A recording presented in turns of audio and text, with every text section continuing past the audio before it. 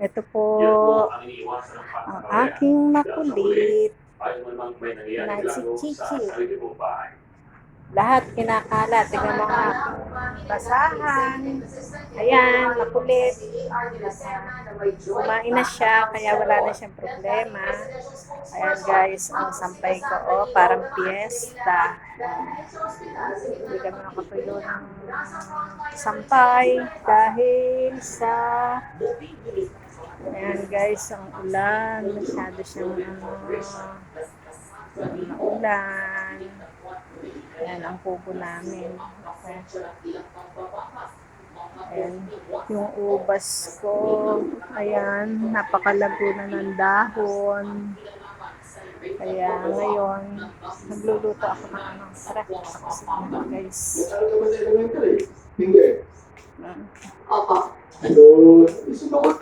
Pag maulang ganyan, parang masarap. Aray ko. Ano ba? Sa malikot.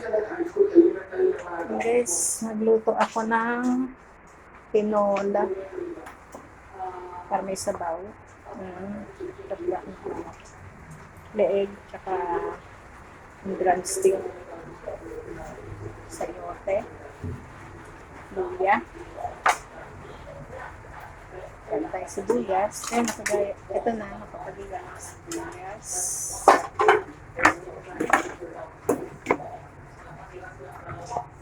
Siya yung ilan guys. Kaya ito, luto tayo ng may sabaw. Masarap guys, may sabaw.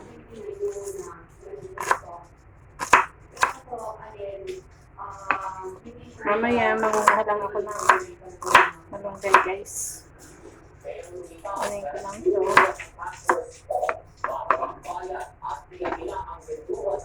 So kapag nagkikisa ako, maraming sibuyas. Tapos bawang. Guys, maraming bawang.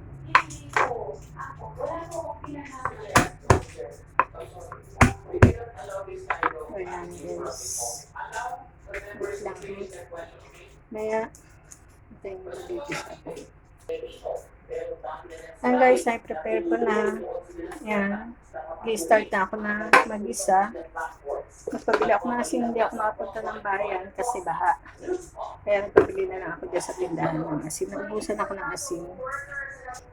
Tagal ako guys na hindi nakapag-gawa ng video kasi nung last month na hospital ako, natrangkaso ako ng 1 week after nun. Sumakit ang tiyan ko.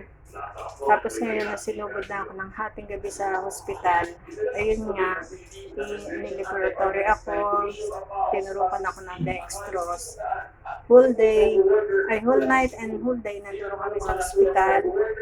Tapos ang result ng GERD, ang hirap pala. Sobrang sakit lang ko talagang 1 to 10. 10 ang sakit. Tapos, inano ko na magpa-ultrasound. So, napunta ako ng St. Vincent Clinic na laboratory at nagpa-ultrasound ako. At ang result ng ultrasound ko dito sa chin ko, kasi iba yung sa isip ng pala ko nga appendix ng doktor doon sa unang ospital. Mas mainam daw na magpaano ako para malaman kung ano talaga. Sa isip ko, appendix. Sa isip ko, dalawa yung choice ko na maaring gallstone or appendix. Pero hindi naman ang naging result ng aking ultrasound is fatty liver. Kaya ingat-ingat tayo sa napakahirap pala. Kaya guys, dali lang ha. Ayan, lagyan na ako mga sayote.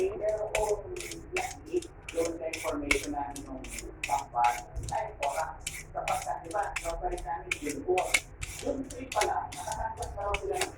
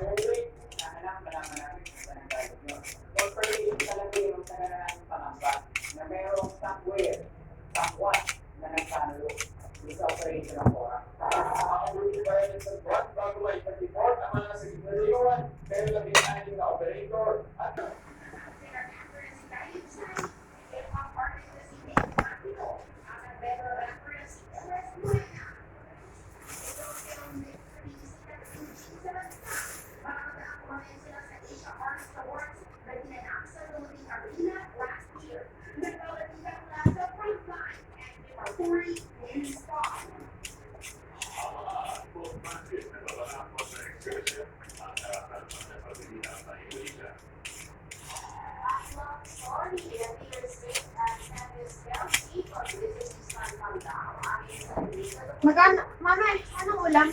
Tinola. Chicken.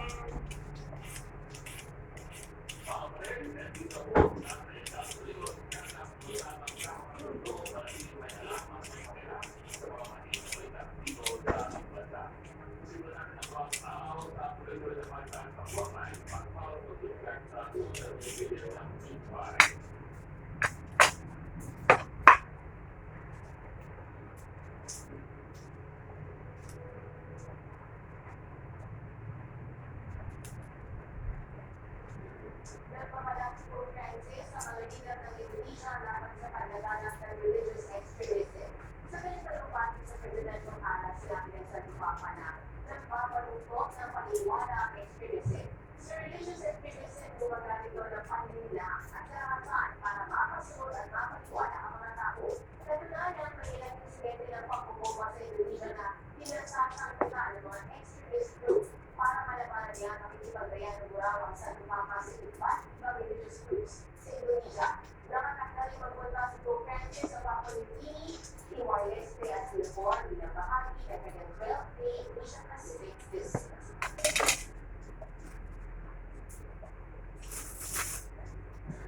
Gawa ko parang daw ang love story nila Taylor Swift at Travis Kelce.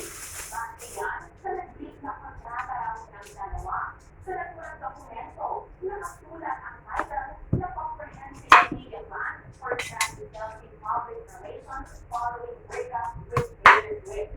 Nakasulat sa papel na scheduled for breakup na this month ang dalawa. Palalabasin daw nila na napagkasunduan nila ang break. Pero ayon sa PR company na Pulso, hindi totoo ang lahat ng sinabi sa dokumento. Hindi rin daw sila ang gawa at naglabas nito. Ang kampo naman ni Kelce, nagawa ng legal na hakbang laban sa nagpakalat ng umano'y fake dokumento. Hindi na raw nakakakita ngayon ang isang mata ng music legend na si Elton John. Yan ang revelation ng singer-songwriter sa kanyang social media post. Nagka-infection daw ang kanyang mata noong summer. Pero ayon kay Elton John, hindi naman permanente, hindi na siya nakakita. Unti-unti rin daw babalik sa normal ang kanyang paningin. Ang revelasyon na yan, sinabi ng singer sa sunod ng pag-anunsyo niya ng kanyang short film na Elton John and Never Too Late. Ilan sa mga sikat niyang kanta ay Tiny Dancer, Rocketman at Your Song. At yan ang other test-based episode tonight. At pag-isakya nito, Happy Wednesday, mga kapatid.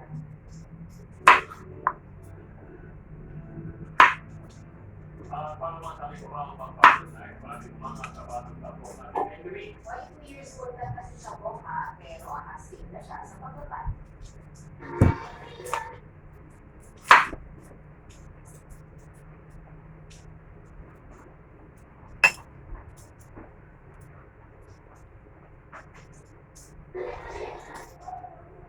yan ang bibong-bibong si Karen sa kanyang kapasahan ng kanyang pagbanan. Isipan din ng agrikan ng mga kapoy. Kumpleto naman siya sa 60 years, kaya ang parte ang kanyang mga magulang. May pagkakataong wala na pa, pero never say die. Kaya,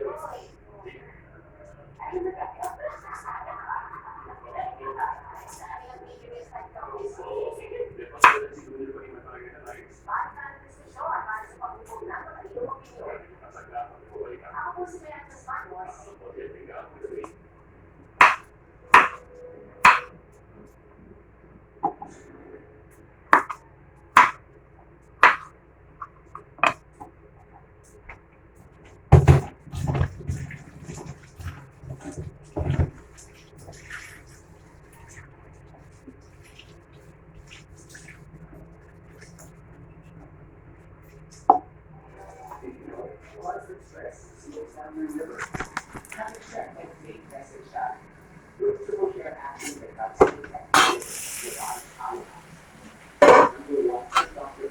guys.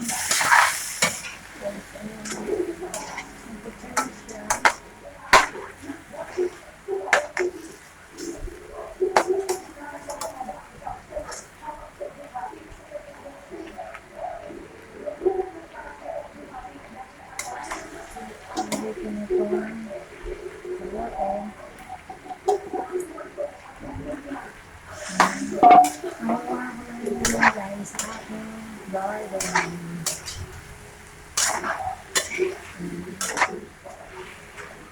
Nalagyan ko na ng water.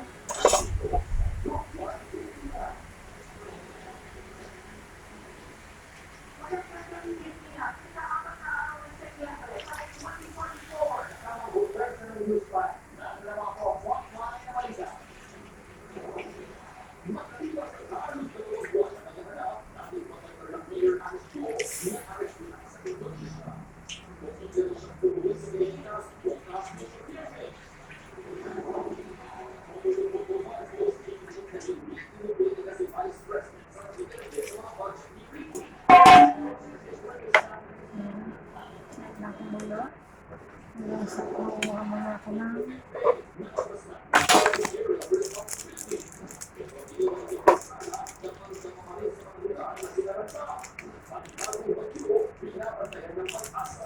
pandang. Muna namin kumulo. Ayan guys, nakuha ako ng malunggay sa aking garden. Konti lang nakuha ko. Tataas. Ano pa puputol ko para magsama ulit. Ano guys, kumukulo na siya. Luluto na to.